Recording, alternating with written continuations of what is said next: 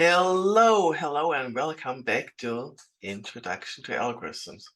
Last time we talked about the master theory for solving linear recurrences, and today we are going to apply that many times when we design and analyze algorithms for polynomial multiplication. We also talked about the specification for polynomial multiplication problem. So let me repeat that and recall that for your benefit. Here you see the problem specification. So the input, it consists in two polynomials, more precisely the coefficients of two polynomials. And according to our approach of abstraction, we're going to refrain from specifying what precisely the coefficients are. They could be integers, they could be matrices, they could be real numbers, they could be other polynomials actually. So we only require that the coefficients come from a ring. And we're considering here polynomials in one variable, univariate polynomial of degree less than n, that is up to n minus 1, and it's no loss of generality to restrict to the case where both polynomials have precisely n coefficients. Some of them may be 0 if one polynomial has degree less than the other. We simply fill up with 0 coefficients. So the input is this two coefficient tuples a0 up to an minus 1 and b0 up to bn minus 1. And the purported output is the similar list of coefficients of the product polynomial.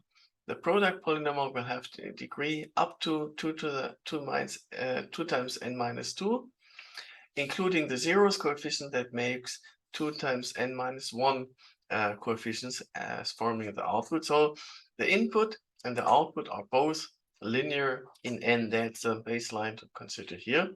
So the best we can actually hope for is an algorithm that has linear running time in n, because it already needs such time for even reading the input and for printing the output. So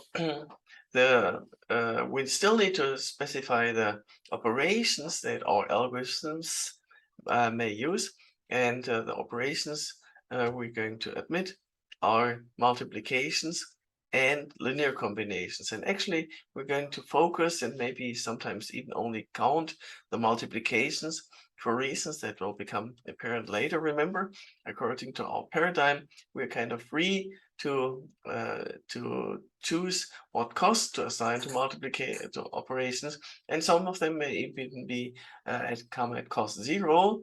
And we're at the end, we're going to return to the question whether this is realistic and in what sense, similar to as we did for the abstract powering problem, where we initially only counted the number of multiplications and later looked more closely what are the objects we're multiplying when calculating Fibonacci numbers, integer matrices of what size and what dimension. So same here. For now, let's suppose that in particular linear combinations are for free. And with linear combinations, I mean, for example, scaling with a constant number like -5. Additions are also considered for free. So there's a subtlety. Multiplying with -5 is not considered a multiplication in this sense, because here both one argument is a constant. We only consider as multiplications when both arguments are part of or depend on the input. And remember that the input consists in the coefficients. So this is another subtlety I'd like to emphasize. X is, of course, a variable of the polynomial, but from the perspective of the algorithm, also the coefficient sequences are variable. They are part of the input, whereas 5 or -5 is not a variable. It's independent of the input. So that's a true constant. While in mathematics, sometimes the coefficients are considered constants. Here, in our computational problem, they are input and therefore variable. And the goal, or the first naive algorithm, is the one from grade school that you all know. Multiply each coefficient of A to each coefficient from B. So there are n quadratically many multiplications, and then add all those that contribute to the same output power of x. So for example, the coefficient ck is the one preceding x to the k, and this can be expressed using this kind of convolution operating. So long story short, this algorithm is a quadratic time algorithm because it multiplies every input coefficient to every from A to every coefficient from B, and then the additions, remember our paradigm here, the additions are still free, and still this is a quadratic time algorithm. Now let's try again, devise and analyze another algorithm. This time we're going to go for a recursive algorithm. A recursive algorithm following the paradigm of subdividing the original problem into smaller problems. And we can do that by subdividing the input polynomial A. Maybe we're going to cut it half in the very middle, and also subdividing the polynomial B, cutting it half in the middle, and then applying distributive law. There's no loss of generality to suppose that n, the degree of the polynomial, is a multiple of 2. Otherwise, we simply add another leading 0 coefficient. So we can really split the input polynomials in the middle and same, and then express the resulting product in terms of these products of smaller polynomials of half the degree, right? So here in this terminology, you see that A0 is the first half of the input polynomial, A1 is the second half, and it's the second half because it's multiplied with x to the n over 2, kind of shifted. Same for B, subdivided here in the middle. And then we express, we also subdivide the output coefficients into these blocks. And then using the distributive law, we can express the first part of the output polynomial C0 as this product of two polynomials of half the degree. The last part of the output polynomial is this product of two polynomials of half the degree. And the middle part of the output is the sum of these two polynomials of half the degree plus these two polynomials of half the degree. So that means, that equations basically give rise to a recursive algorithm, which I'm going to refrain from spelling out. A recursive algorithm which expresses the product of the two polynomials A and B by four recursive call, one here, one here, one here, one here. Four recursive calls, each one multiplying two polynomials of half the degree, A1, B1, A0, B0, A0, B1, and A1, B0. And then performing some linear operations such as adding these results, and also observe that the resulting polynomials here have some overlap. The results from the recursive calls have some overlap in the final result. Maybe, for example, C0 is a polynomial of degree less than n, so it will cover these two blocks here in the result vector. This one is the product of these and thus covers these two blocks, and the middle one covers these two blocks, so that this block is covered twice and this one is covered twice, or put differently, as part of the post-processing of the algorithm of the results from the recursive calls. It has to perform some additional additions in addition to that. But according to our paradigm, we don't count that, or even if we did, it would only contribute to an additional linear overhead, whereas here we're going to get away from the quadratic-time algorithm. Anyway, so long story short, here we have our recursive algorithm, and we're going to analyze its computational cost by setting up a recurrence, and this recurrence turns out to be capture four recursive calls 4 times to multiply polynomials of half the degree, plus some linear overhead for all the bookkeeping, perhaps for the initial part of splitting the polynomials in two, and for the post-processing of all the additions and taking care of all the overlaps here. Solving that recurrence, we see that the computational cost of this recursive algorithms is still quadratic, right? So please use the master theorem to solve that recurrence or solve it by hand. It's going to be quadratic growth, so the same as our naive grade school algorithm. So what's the point? What's the benefit here at all? The benefit is that this recursive algorithm is only the starting point. It gives us an edge towards further improvement, namely variance of the recursive algorithm. And this is where we're going to head for now. So the next algorithm is called Karatsuba multiplication. And in Karatsuba multiplication, we keep the two expressions for the C0, which is A0 and B0, and C2, which is A1 times B1. But we find a different expression for C1, the middle part. Still, C1 is still A0 times B1 plus A1 times B0, but we find a different mathematical expression for the same value, namely this one.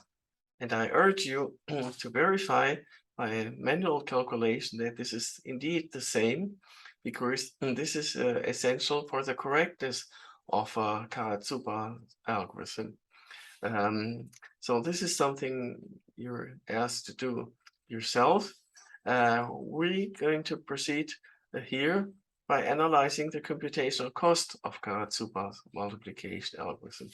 First of all, some comments are in order. Observe that here.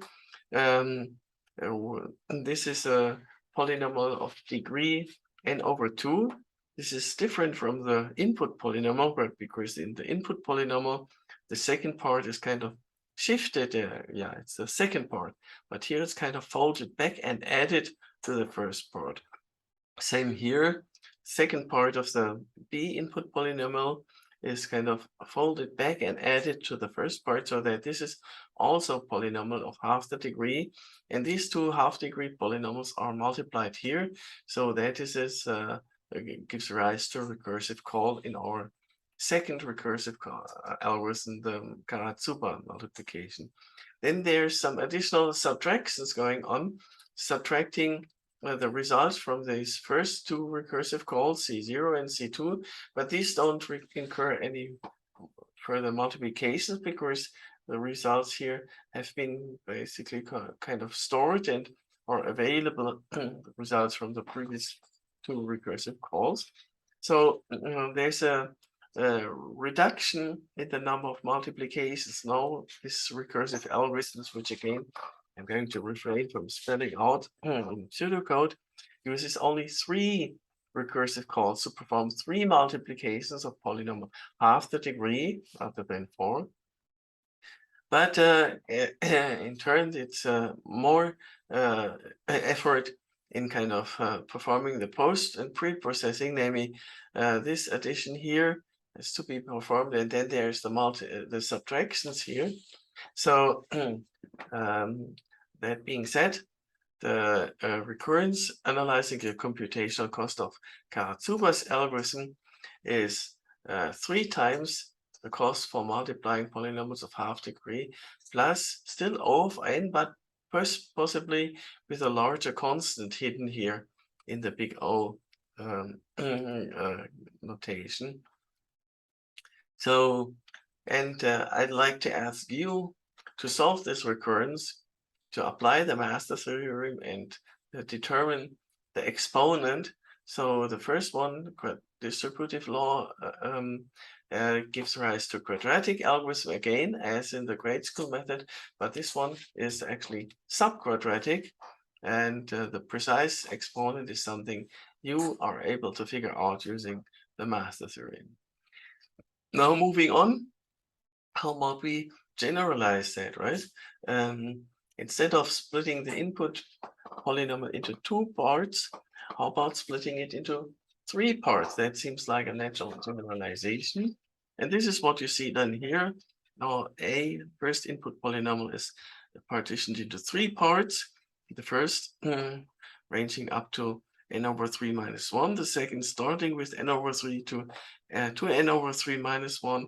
And this one starting with 2n over 3 up to n, and same here. And well, one naive approach here is to apply the distributive law again, just with 3 parts. Multiplying a0 by b0 gives rise to c0.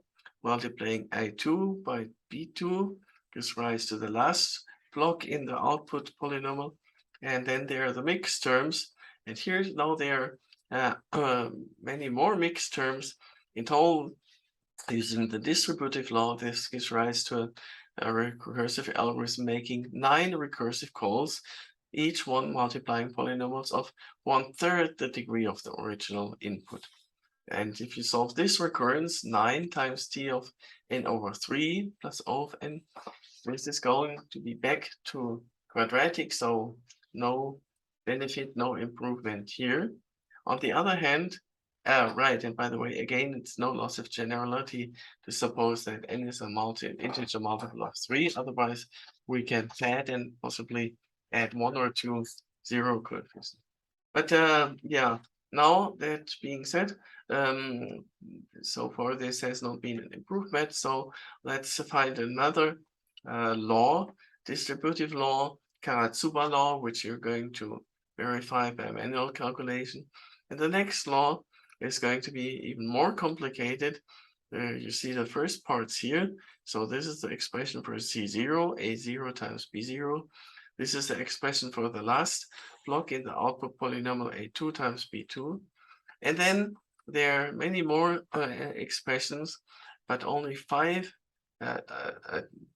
additional multiplications for expressing the other parts of the output polynomial. So this is an expression for this block in the output polynomial. This is the expression for this block in the output polynomial. This is the expression for this block in the output polynomial. And again, observe that there's going to be some overlap between the output blocks, but these overlaps can be taken care of using a linear number of additional operations, basically additions. So this is already always covered by the big O of n. More interesting is kind of the pre-processing, the splitting part, because you see now there's a lot of arithmetic involved in setting up the polynomial of 1/3 the degree to be multiplied by another polynomial of 1/3 degree, and there's also scaling involved. But remember, scaling is for now considered free, or if we want, we can also consider this available at linear cost. Asymptotics is not really affected by these days. The details, asymptotic is dominated by the number of recursive calls to multiplications. And these are now only 5. 1, 2, 3, 4, 5 multiplication, 5 recursive calls to multiply polynomials of 1/3 the degree, plus all this preparation. And after the recursive calls, there's still a lot of calculation to be done to arrive at the resulting polynomial coefficient blocks, vectors. But this is only, again, scaling by 1/6, add-in and subtraction, and recall that all this is either considered entirely free or available at linear cost in our approach to the analysis of algorithms for the polynomial multiplication. And I'm going to justify this generosity later towards the end of this part. So that being said, all these mathematical equations give rise to our next recursive algorithm. And this is something I cannot emphasize too much.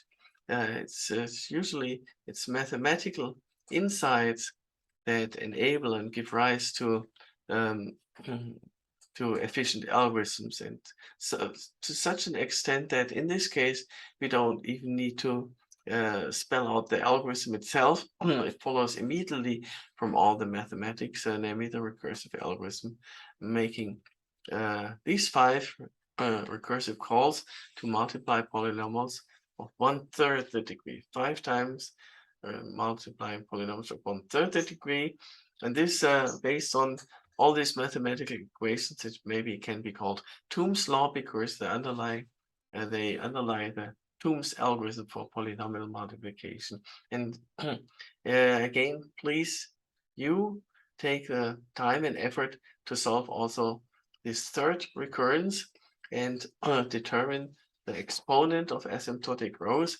which is even better than the one with the 3 recursive calls. So now we've seen and learned and discussed about 3 recursive algorithms for polynomial multiplication, each one more complicated, to be fair, but also each one more efficient in its asymptotic cost. And the question is, can we generalize that? Can we go further? But also, important question is, where does all these equations come from, right? Karatsuba's law, and all these coefficients, this seem quite a falling from heaven or some kind of magic, right? Maybe like Binet's formula for Fibonacci numbers is kind of magic, right? Those of you who know mathematics may realize it's not magic. It really can be derived. The Binet's formula is actually a consequence of something called power series or formal power series analysis. And similar here, Toom's algorithm, we will see on the next slide, is a special case of some general class and family of algorithms for polynomial multiplication that was invented and by Stephen Cook in his PhD thesis. So at this point, I need to kind of warn you, because now we're entering into what can be considered the very advanced part of polynomial multiplication.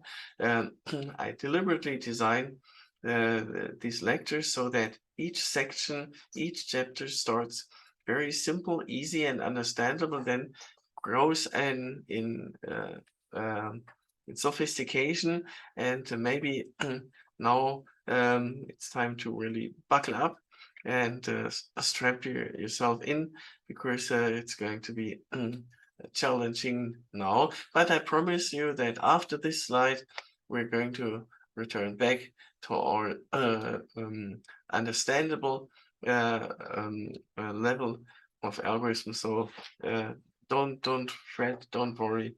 If in case you get lost, we will all recover every single one of you after this slide. So what's the general idea so far? The general idea is to divide the input polynomials not in 2 blocks and not in 3 blocks, but in n blocks for the first polynomial and in m blocks for the second polynomial. This is what you see here. Small n and small m blocks for the first and for the second. Also, we write it's different number of blocks, possibly. Also, continuing that generalization, we allow the input polynomials to have highly different degrees. So let's say that we require that a polynomial A has degree less than n, and the polynomial B has degree less than m. And if you apply our naive or grade school method for multiplying these 2 polynomials, then the cost will be n times m, every coefficient from A multiplied to every coefficient from B, and then collecting corresponding terms according to the degree, but that's feasible in linear time. So n times m. And if b has same degree as a, if n is equal to n, then we're back to our original quadratic-time algorithm. Same for the recursive algorithm, multiplying each block here from the A decomposition to each block from the B decomposition gives rise to, well, small n times small m recursive calls to polynomials of degree n over n and m over m respectively. So also here, the naive recursive algorithm gives rise to same cost, capital N times capital M, by solving the recurrence, which is now a two-parameter recurrence and not covered by the master theorem anyway, but still in this simple case you will be able to do it without master theorem. And now we want to find better algorithms based on better formulas beyond the distributive law, generalization of Karatsuba's expression and of Toom's expression. And this is what we consider here. But first, let us also abbreviate the output coefficients and put these into blocks. Long multiplication or grade school multiplication is what I've just mentioned. But now we want to look at this problem from a mathematical perspective in order to get a new insight and a new angle on it. And so the problem here is, the goal here is, let's rewrite the output polynomial C and its unknown coefficients. That's the coefficient that we are interested in, we want to calculate. These are unknown. And let's express that formally as this row vector of powers of variable x, zeros, power, first power, second power, and so on, times the column vector of the unknown coefficient. That's one way of writing the output polynomial C using abusing maybe linear algebra. And now about the left-hand side, here's what we're going to do. We're going to apply a generic principle which is called and known as evaluation and interpolation method. The evaluation and interpolation method, in the evaluation part, we replace the variables, the variable x and its powers by some number and its powers.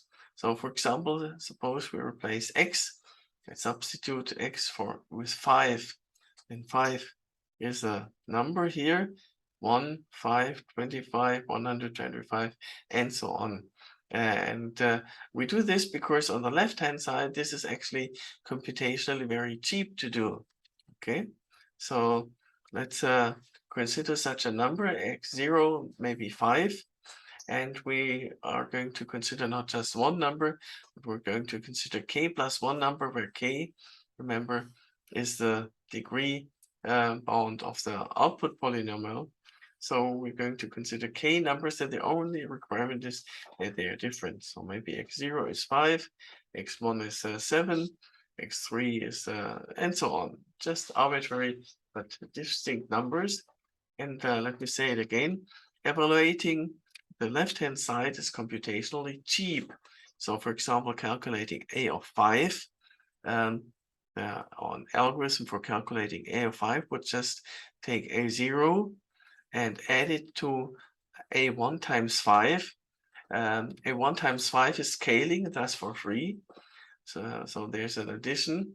Then a2 times 25, a3 times 125, and so on.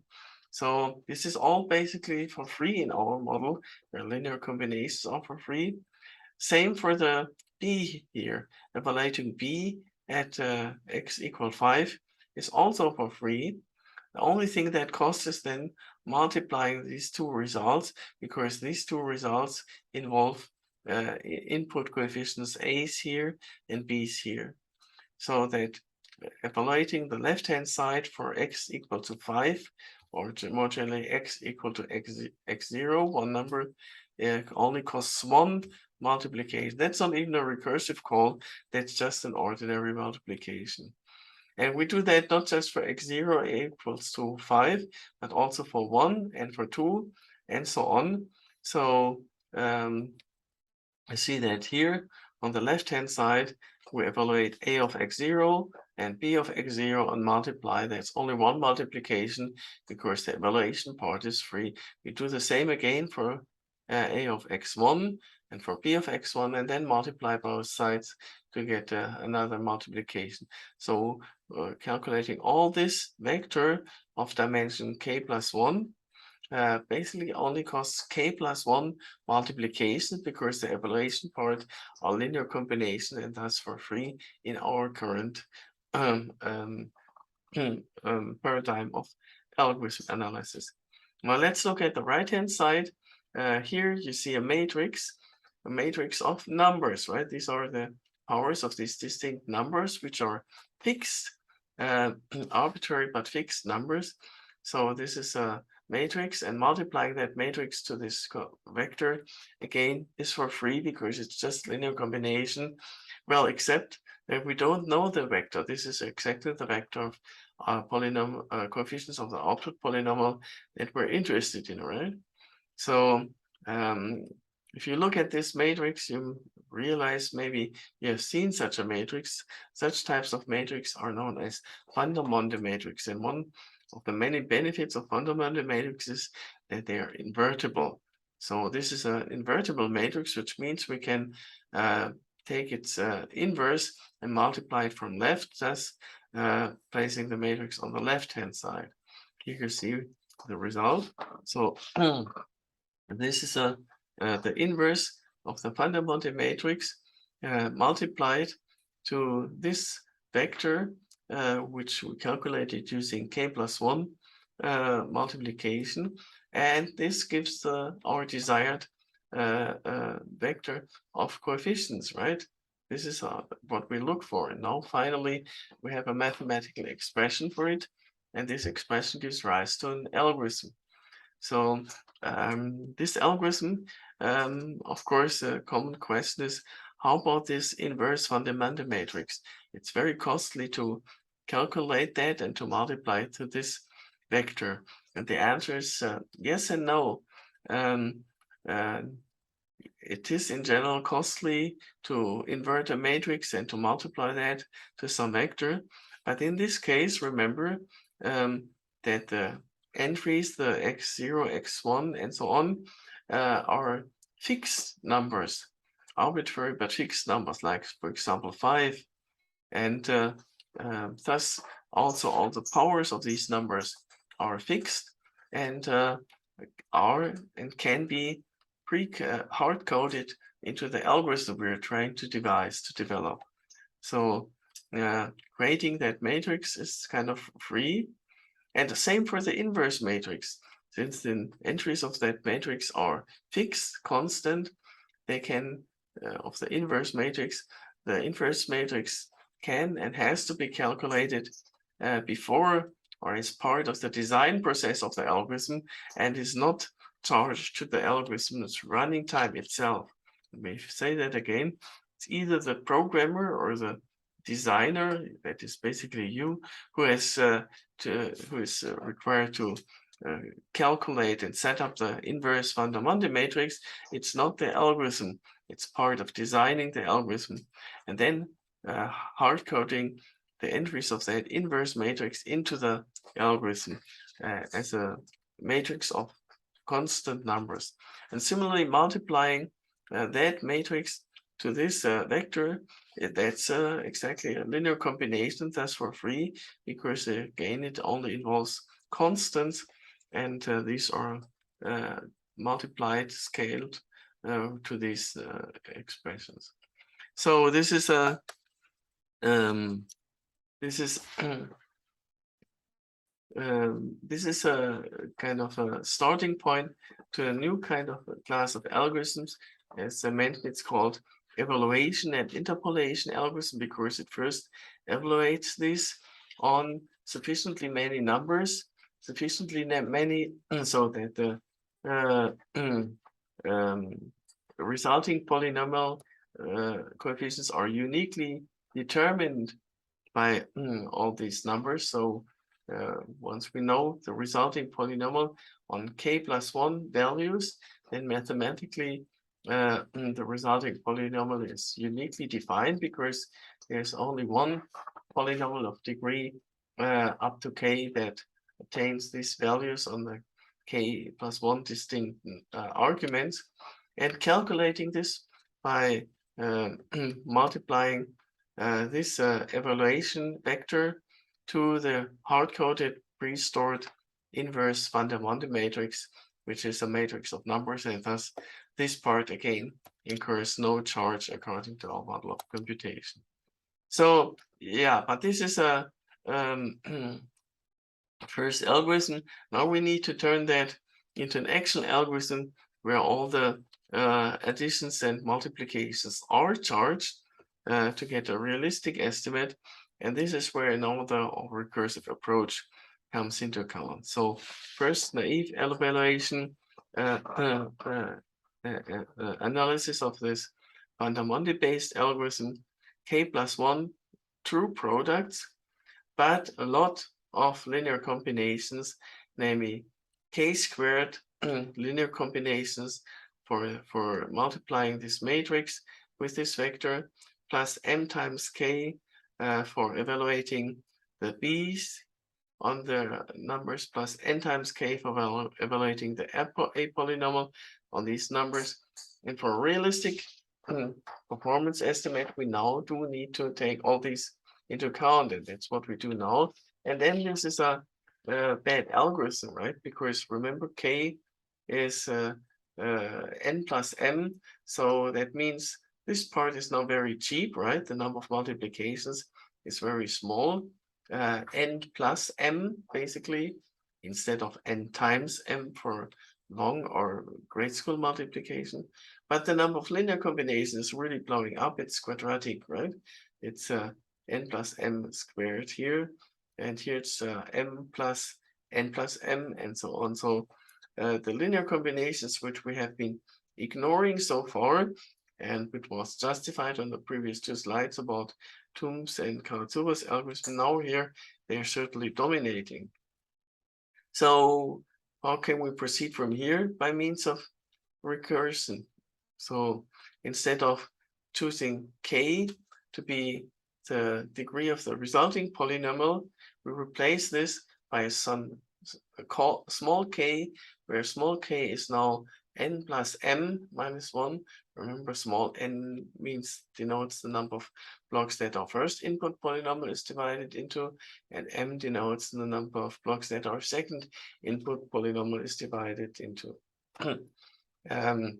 So in this case, in this way, for one level of this recursive algorithm, now we get the following recurrence. In order to multiply polynomials of degree n to polynomial of degree m, we make n plus m minus 1 recursive calls, right? Each one multiplying polynomials of degree n over n to polynomials of degree m over n. Maybe as you see here in this block decomposition.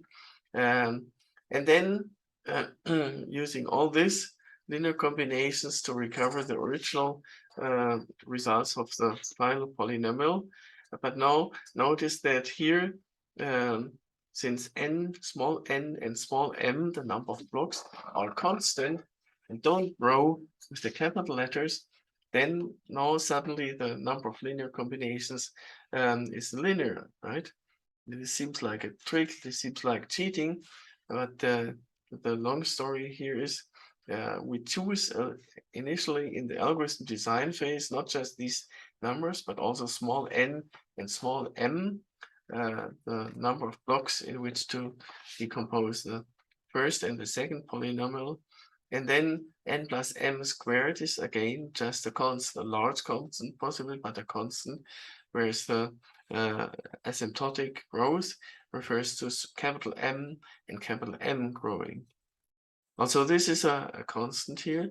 And now solving this recurrence, which is not covered by the master theorem because it's a two-parameter recursion, depending on what is small n and small m, you can see that this is a better algorithm when n and m is large, small n and n, but it also recovers the original Karatsuba and Toom algorithm. Namely, suppose that small n is 2 and small m is also 2, then this is exactly 2 plus 2 minus 1, 3 recursive calls to polynomials, multiply polynomials of half the degree. When small n and small m are both 3, then we have 3 plus 3 minus 1, that's 5 recursive calls to multiplying polynomials of 1/3 degree. So this is exactly Toom's algorithm recovered. And thus, these algorithms, which are many, depending on the choice of small n and small m, are a generalization of the two algorithms we saw before. And also, now you can understand this strange formula and the strange linear combinations and numbers. Namely, these are exactly the linear combinations arising from multiplying the inverse fundamental matrix. And of course, the inverse fundamental matrix depends on which integers, which real numbers we chose here. So there are now also other variants of Toom's algorithm using different linear combinations, and this explains where all these strange coefficients come from. So that concludes our discussion of algorithms for polynomial multiplication, and yeah, this is as involved, as complicated as it gets in our first chapter on Introduction to Algorithm. So let me stop here for now and later resume with algorithms for matrix multiplication. Thanks for your attention.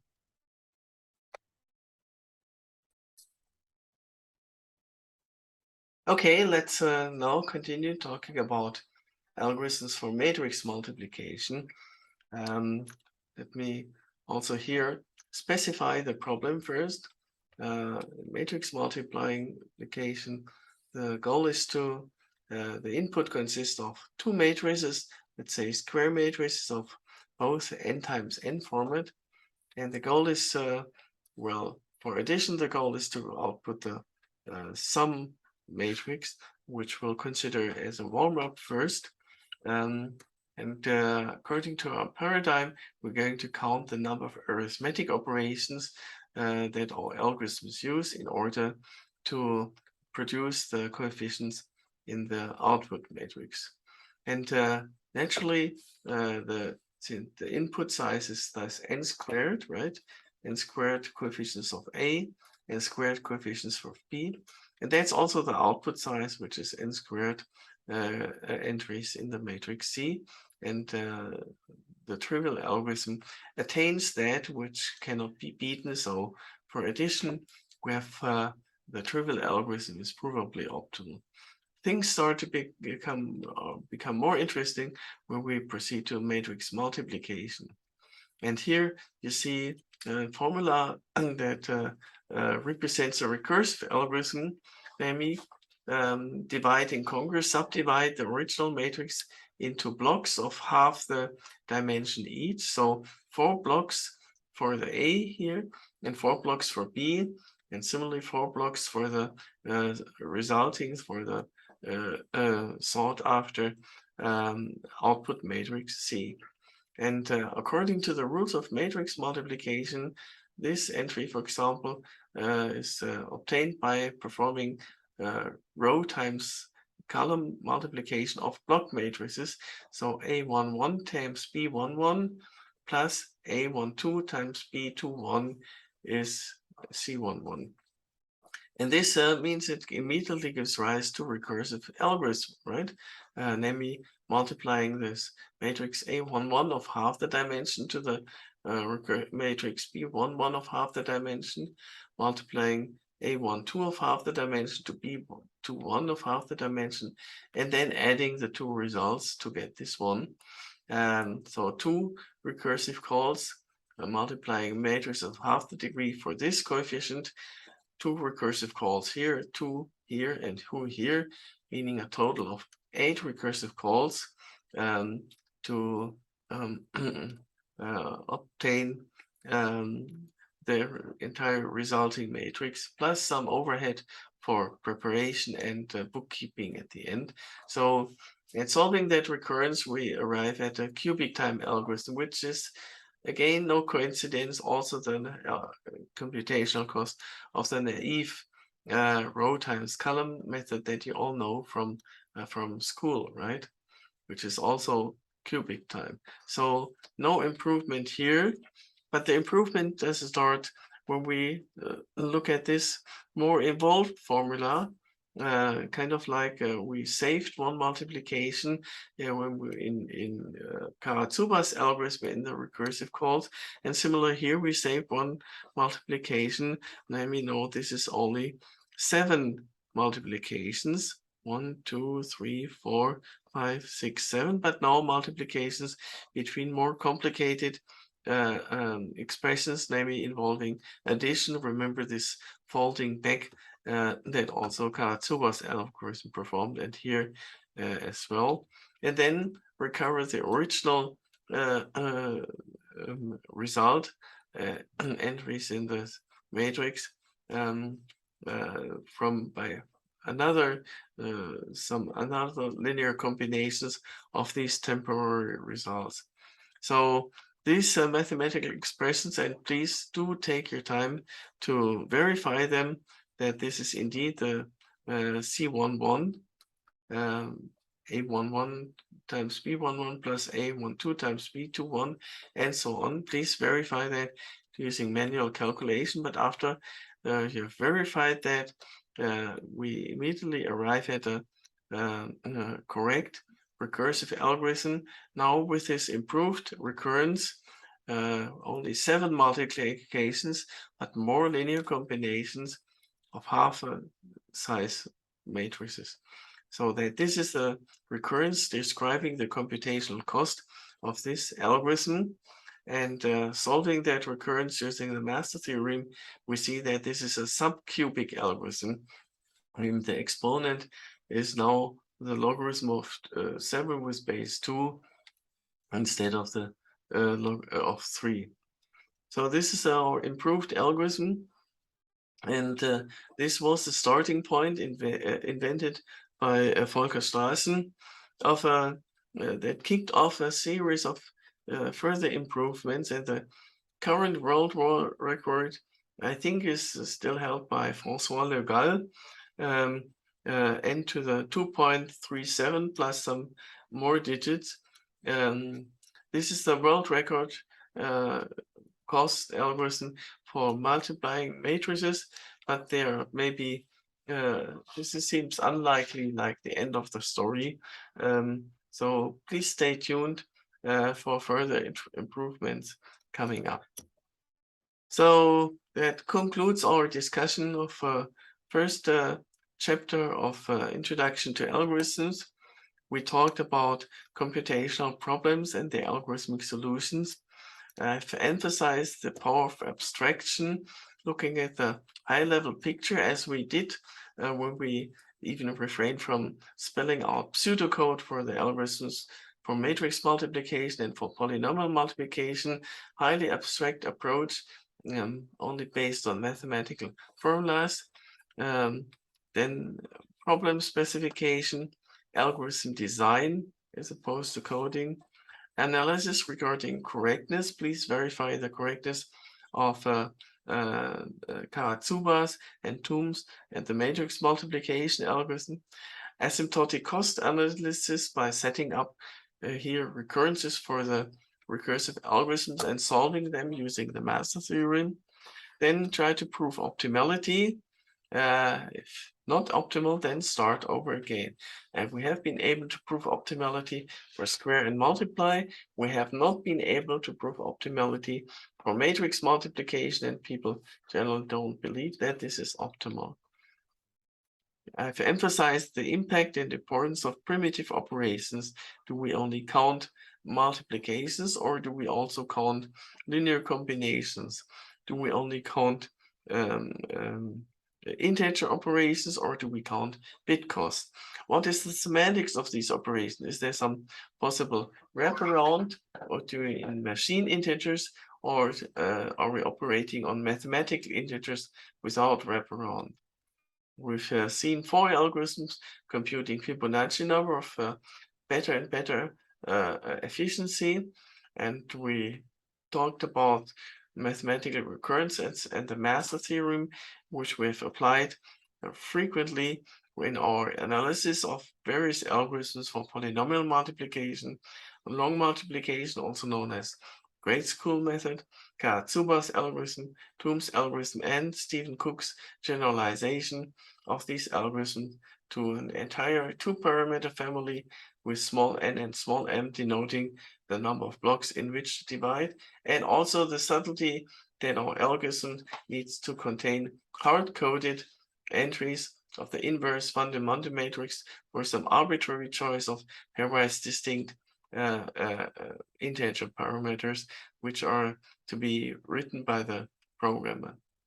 Finally, we talked about matrix multiplication, where optimality is still open. So that's all from the first chapter.